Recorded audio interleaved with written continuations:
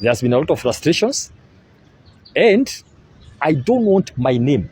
I have a history. I have a record where I've come from for the last 10, 20 years, where I've worked before in my county of Nakuru. What I've done, I don't want to come and mess it here because I got a job.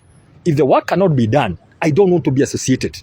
Because what will happen, one day somebody will ask me, why didn't you deliver? Then I'll say, I had issues. They will ask me, why didn't you say then? Why now?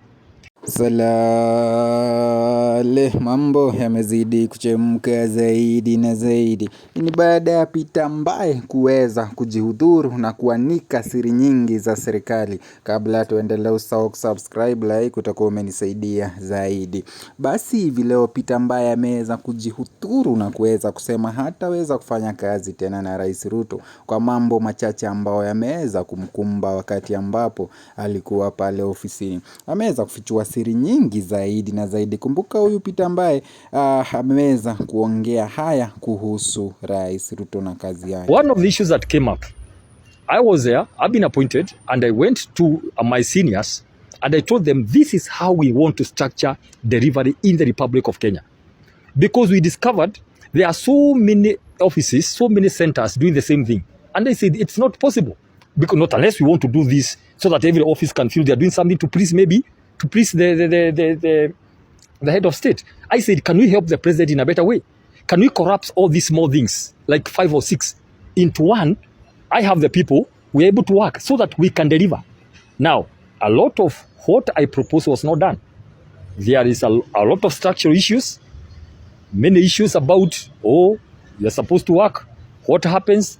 The issue of the working issues and other issues. In short, there's been a lot of frustrations, and I don't want my name. I have a history. I have a record where I've come from for the last 10, 20 years, where I've worked before in my county of Nakuru. What I've done, I don't want to come and mess it here because I got a job. If the work cannot be done, I don't want to be associated.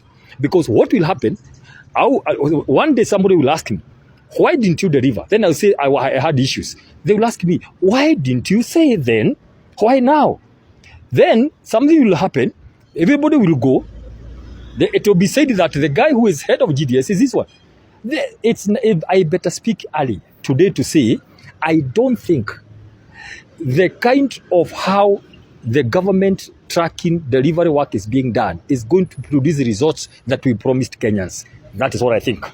That's my thought. I have not thought about this today. This is something I've been thinking for the last 6 months. Giving advice, by the way. When I say consistently, I've met everybody else who is my senior to try to tell them how we are going to work.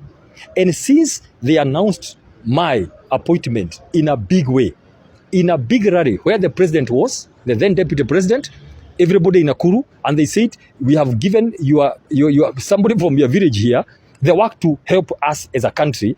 I had to go back and tell the nation I am no longer there, so that nobody will stop me to ask me anything about this government.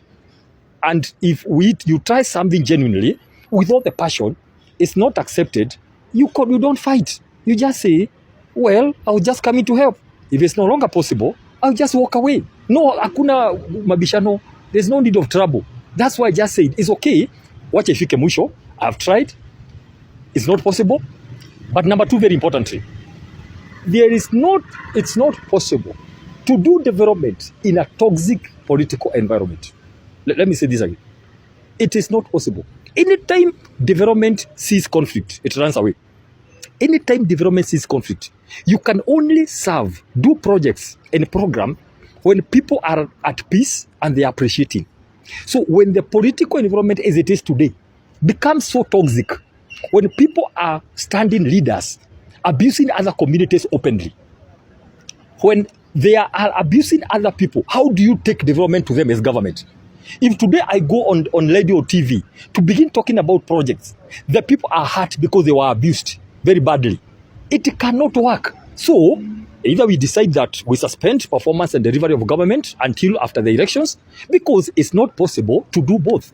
Toxicity in the atmosphere cannot go hand in hand with performance and delivery. So I'm an expert on leadership and governance. I can tell you, I'm an expert on delivery. That's what I've done for the last 2 years. I've been in this government, and it's not possible. So if we decide as a nation that we want to suspend everything else, we do politics and abuse every other person, including leaders.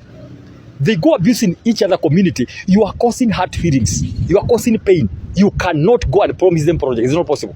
So why should I spend my time in something I know is not productive? I would rather just say, kila mtu alitoka kwao.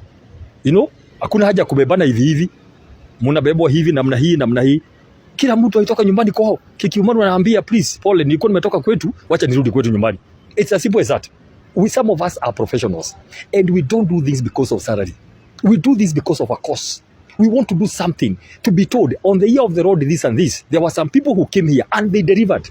There is a big hue and cry about unfinished projects from government. Our work was supposed to go on the ground and look at what is being happening and make sure it happens. If it's not happening, I don't want to be part of that game because they're going to mess my name for nothing. Why?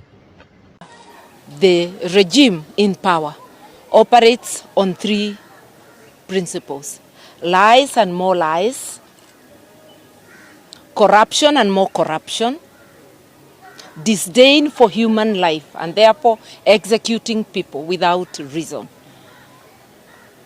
Abductions that lead to execution or outright execution, the way we saw the Gen Z getting executed.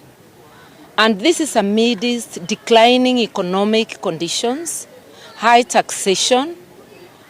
We are in a very bad place. But I want to remind us, we are responsible for where we are. Because when we have an opportunity to vote, we vote with emotion, not with reason. We can get ourselves out of where we are if we come together, unite, and say enough is enough. And I keep on telling William Ruto's regime, asitumie maneno kama enough is enough. You do not have the privilege of telling us enough is enough. Wewe ni mtu tumeajiri kazi. Wananchi ndio wadosi. Ndio wanaweza kukuambia enough is enough. Huwezi ukatutolea ukali ukituita majina. Wakenya washakufukuza, walikufukuza mwezi wa June wakati uliua majensi. Na wewe unashikilia tu mahali na utakuja kuanguka. Kwa hivyo usitoe ukali, jaribu kufanya kazi. Pengine ukifanya kazi watu wanaweza fikiria, lakini inaonekana siku zake zimepunguka na ziko karibu kuisha. Kama hatuna dawa kwa mahospitali, dawa ya binadamu, mfugo ni ya kusaidia binadamu. Tukiwa na fedha ya kuchanja ng'ombe, unaanza na ng'ombe au unaanza na mwenye ng'ombe. Tuwekewe dawa hospitalini, elimu ya watoto wetu iwekwe sawasawa, mambo ile muhimu